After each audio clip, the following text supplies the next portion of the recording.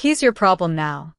That's what my wife said about our own 16-year-old son, right in front of him, over eggs that hadn't even gone cold yet on the breakfast table. My name is Harrison Vale, I'm 69 years old, and I built nearly half the Malibu coastline you've probably driven past. My wife, 22 years younger than me, wanted the house, the New York apartment, the cars, $5 million in cash. She was willing to take all of it, as long as she didn't have to take Leo. I said one word. Fine. Then I handed her a paper to sign. She signed it right there, without reading a single line, and that was exactly what I'd been waiting for 25 years. Because under that house, there is something Veronica never bothered to ask about. Something buried in a trust she's never heard of, tied to a name she just called a burden. 60 days from that breakfast table, she stopped giving orders. She started begging. Stay with me, because what's under the floor of that house is about to cost her everything she thinks she just won. The eggs were still warm. I remember that because Rosa had set the plate down maybe 4 minutes earlier, and the steam was still curling off the yolk when Veronica slid the folder across the table. It was a manila folder, the cheap kind, and it made a sound against the stone, a dry scrape that I still hear sometimes. She didn't say good morning. She sat down in her robe, poured herself coffee, and pushed the folder toward my plate like she was passing the salt. I've had Sutton draw these up, she said. It's cleaner if you just look. Leo was at the end of the table. 16 years old, hair still wet from the pool, a physics textbook open next to his cereal because he had a test that morning. He looked up. I opened the folder.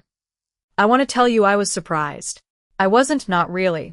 A man doesn't marry a woman 22 years younger and stay blind for 11 years. But there is a difference between knowing the ground is soft and feeling it open under your chair. Divorce, she said, in case the word petition on the first page wasn't clear enough. I'm not going to pretend anymore, Harrison. I want the Malibu house, the apartment on 79th, the cars, all of them, not the Bentley you keep trying to give Gerald, and $5 million liquid. That's not negotiable. I turned a page. My coffee had a skin on it now. The ocean was flat outside the glass, that gray Tuesday flat. That's a lot, I said. Calm. I heard my own voice, and it surprised me how level it stayed. It's fair. She wrapped both hands around her mug. For 11 years. Here's the thing I hadn't decided yet, sitting there. Whether to fight.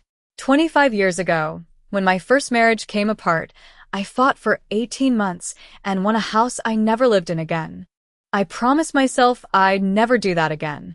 So I didn't answer her about the money. I looked at Leo instead.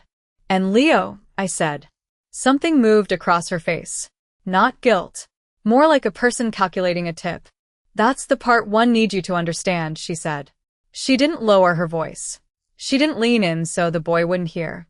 She said it out into the room, over the eggs, with him right there. I'm starting over. I can't do that with a teenager. He's your problem now, Harrison. He always really was. He's a burden, and I'm done carrying him. The word landed on the table like a dropped glass. Leo didn't cry. That's what got me. He closed the textbook, slowly, the way you close a door in a house where someone is sleeping. He looked at his cereal. His jaw worked once. Then he pushed his chair back, quiet as a held breath, and carried his bowl to the sink without a word. I have signed contracts worth $90 million. I have stood in front of coastal commissions and county boards and held my face perfectly still while men tried to take everything from me. Nothing prepared me for the sound of my son not crying. Say something, Veronica said. She almost smiled. She expected a war. She'd braced for one. I could see it in how she gripped the mug. The screaming, the lawyers, the 18 months. That was the Harrison she'd planned around. I set the folder down. I picked up my coffee, the cold skin and all, and I drank a mouthful because my mouth had gone dry and I needed a second. Fine, I said. She blinked. What? Fine. The house. The apartment. The cars. All of them. $5 million. I put the cup down without a sound. I'll have Diane draw the papers. You'll have everything you asked for by Friday. For a moment, she looked almost disappointed. People who come armed for a fight don't know what to do when you hand them the flag. You're not going to argue. No. Just like that. Just like that. What she didn't know, what she never once, in 11 years, thought to ask, was what I did for a living before I built the coastline she was so eager to own. Structured land. Ownership, easements, the invisible bones under valuable dirt. I spent 30 years learning that the house is never the thing that matters. The house is what everyone looks at. It's what's under the house that decides who really owns anything. I glanced toward the sink. Leo was watching me now, and there was a question in his face that I couldn't answer at that table. Not yet. I gave him the smallest nod I could manage, and something in his shoulders eased half an inch. There's one condition, I said to her. Veronica laughed, actually laughed, relief and greed together. Of course there is. What, the boat? No, I said. Something small. I'll put it in the papers. She waved a hand, already halfway, to somewhere else, already spending it. I stood, took my plate to the kitchen myself, and rinsed it while she made a call in the next room, her voice bright now, telling someone, Marcus, I'd learn later, that it was done, it was easy, he folded. I dried my hands. Then I called Diane Foss from the pantry, quietly, with the door half shut. Give her all of it, I said. Just add exactly one clause. I hung up, and I looked down at the floor under my feet, the wide oak planks, the slab, the earth beneath the slab, and I thought, she has no idea what she's standing on. Diane Foss keeps her conference room at 68 degrees. She says cold rooms make people read slower. That Friday, I got there 20 minutes early and sat at the far end of the long walnut table, watching a slice of afternoon light crawl across the grain toward the stack of documents in the center. There were 2 stacks, actually. Diane had arranged them herself. The thick one for Veronica, the thin one for me.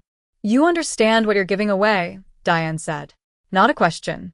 I understand exactly what I'm giving away, I said.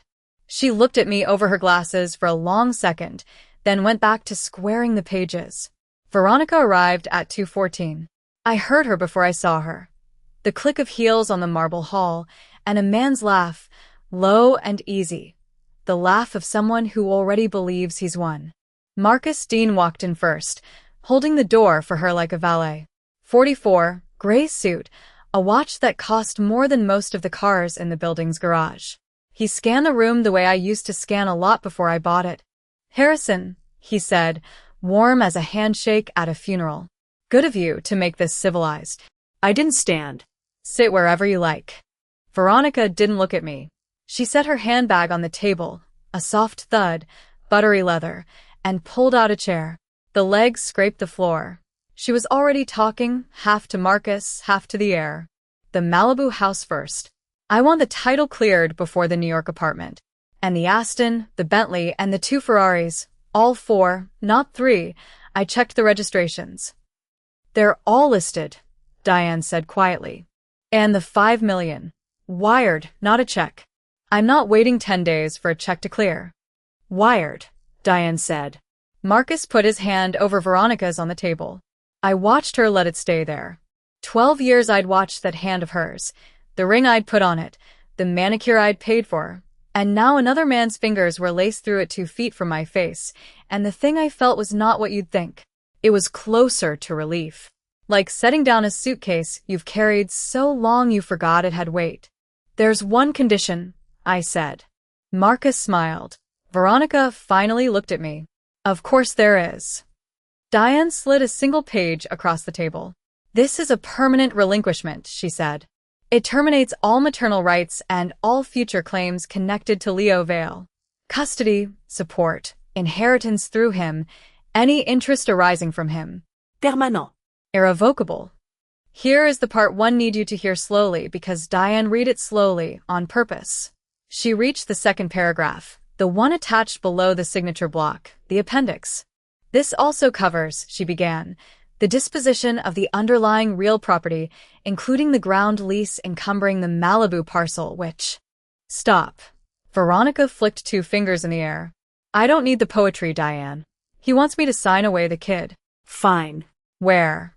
Diane didn't move. I'd like to finish reading the paragraph regarding the land. The land is the house. I'm getting the house. Just give me the pen. I want to be precise about this, because I've turned it over 1,000 times since. Diane looked at me.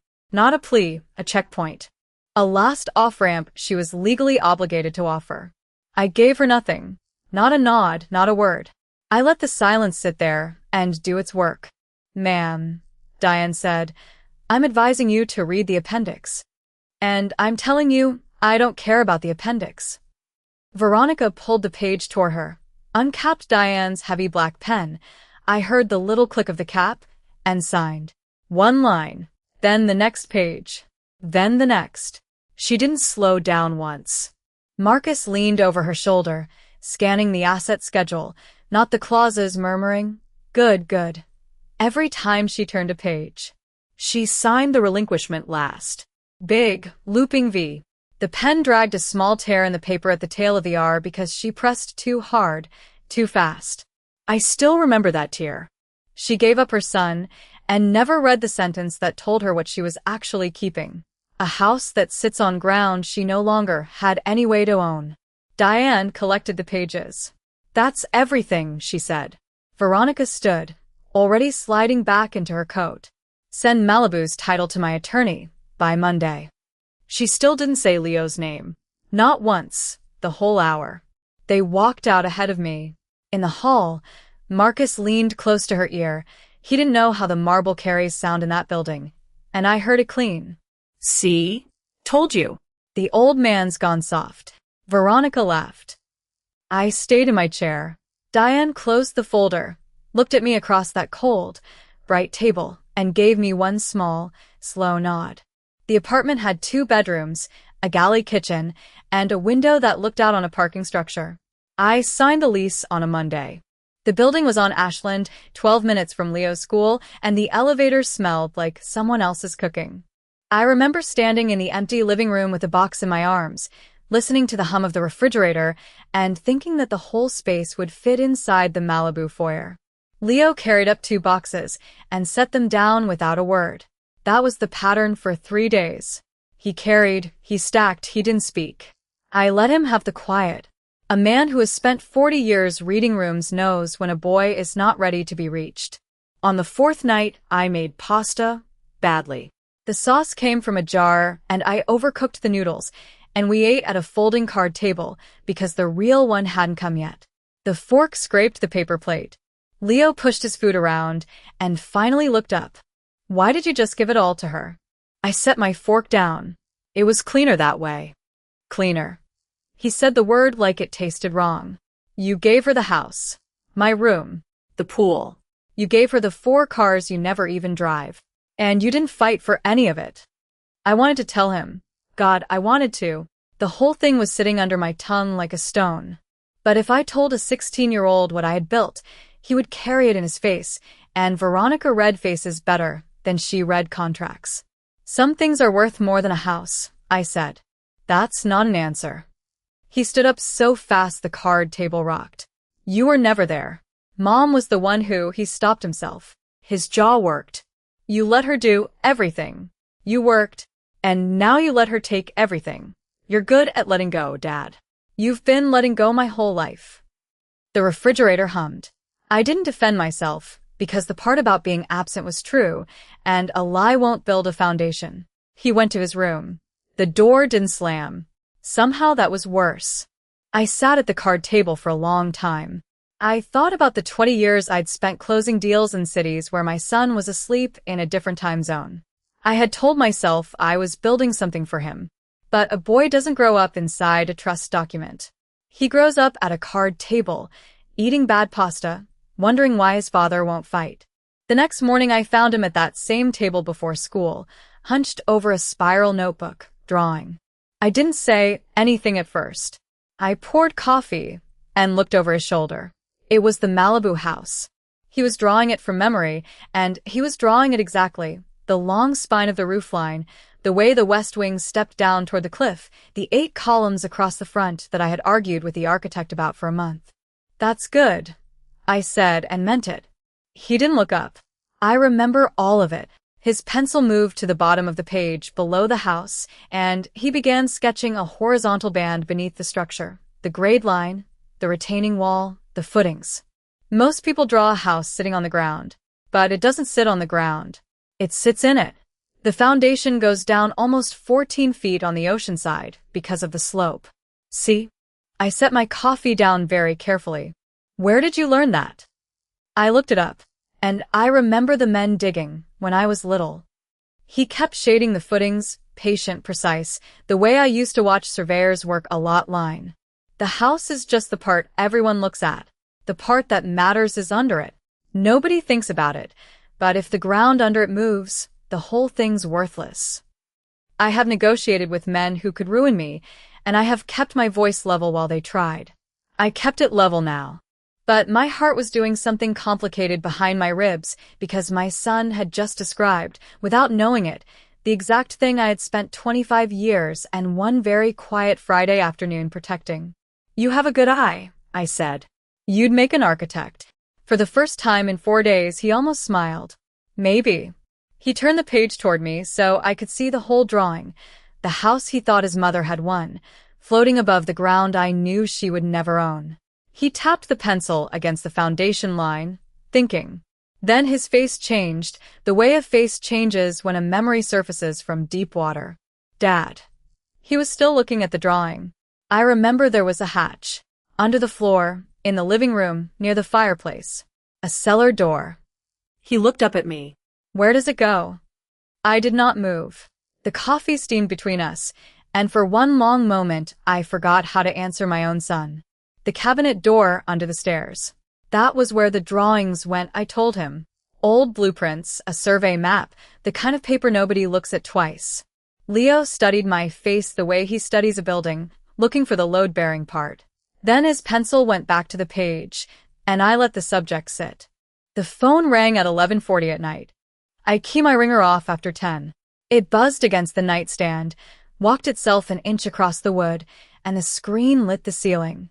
A number with no name. In the old life, I would have let it die. Something made me pick up. Mr. Vale. A woman's voice, low, careful, the vowels rounded the way Rosa always rounded them. It's Rosa. I'm sorry for the hour. I sat up. Rosa. Are you all right? There was a pause on the line. Behind it, I could hear a television turn down low, and the click of a kettle. She let me go, she said. Mrs. Vale. 2 weeks ago. 20 years, and she gave me an envelope and told me the code to the gate had changed. A dry sound that was almost a laugh. She said the pension arrangement was under review. There is no review. There is no pension now. I stood and walked to the window. Ashland Avenue was empty, one streetlight buzzing over a parked car. I'm sorry, I said. That was not the deal I made with you, and I will fix it. That is not why I called. The kettle clicked off on her end. I waited. Before she changed the code, Rosa said, she came down to the cellar with me. She had Mr. Dean with her. She pointed at the boxes under the west stairs, the old papers, the drawings, the folders your first lawyers left. She told me, burn all of it. Take it to the incinerator on Cannon, and burn it. I don't want the boy's name on anything in this house. I did not say anything. I could hear my own pulse. I told her yes, Mrs. Vale. Rosa's voice did not change. I loaded the boxes in my car, and then I drove them home and put them in my garage, next to the water heater. I did not burn one page. Below me a car door slammed, and an engine turned over. I watched its taillights go. Why?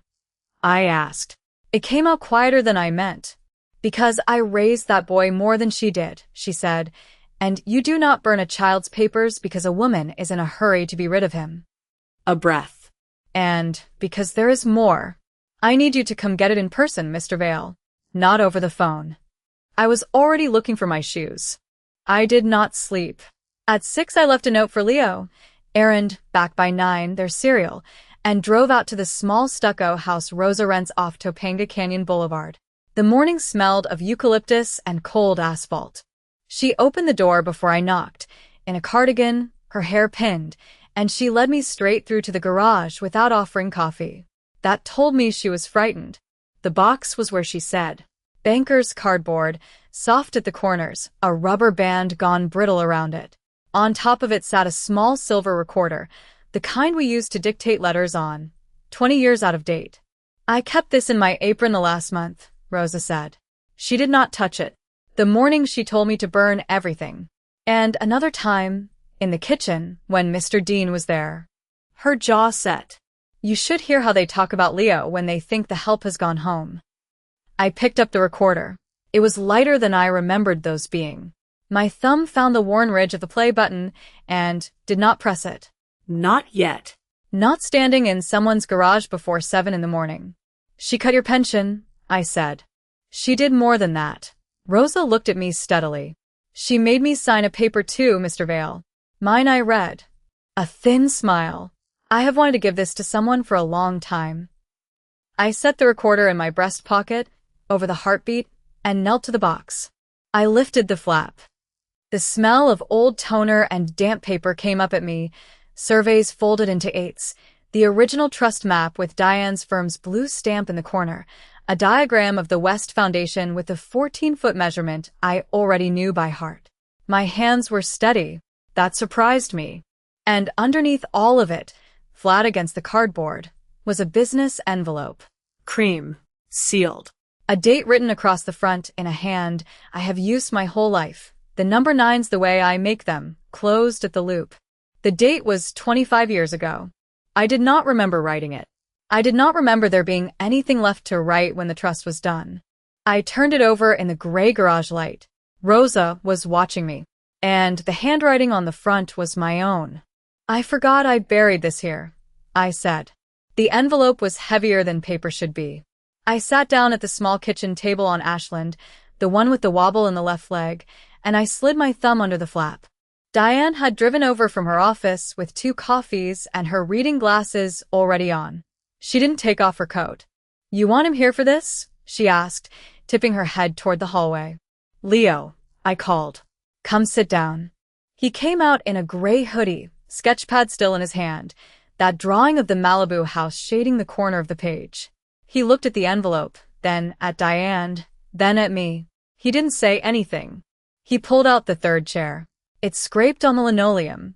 Inside the envelope were 3 folded documents and 1 single index card in my own handwriting. I set the card down first. Diane picked up the top document, smoothed it flat on the table, and read the header out loud, slow, the way she reads when she wants a room to understand. Vale Land Trust. Irrevocable. Established 25 years ago. Sole beneficiari. She stopped. She looked at Leo. Leo Vali. Leo's pen stopped moving. That's me. That was you before you were born, I said. You were the beneficiary as an unnamed minor first. Your name went on the day you were christened. He looked at the paper like it might change if he blinked. I don't understand. I turned my coffee cup a quarter turn on the table.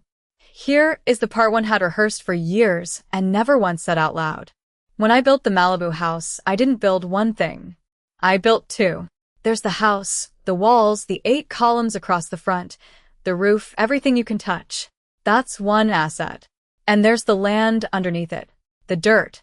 Those are legally separate. I split them apart 25 years ago.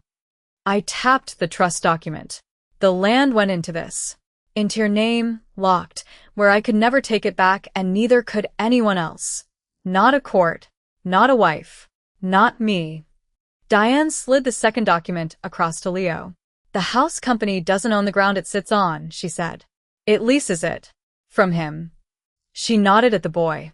From you. So Mom, Leo started. Your mother got the house, I said. Every wall of it. The apartment, the cars, the $5 million. All of it. I gave her exactly what she asked for.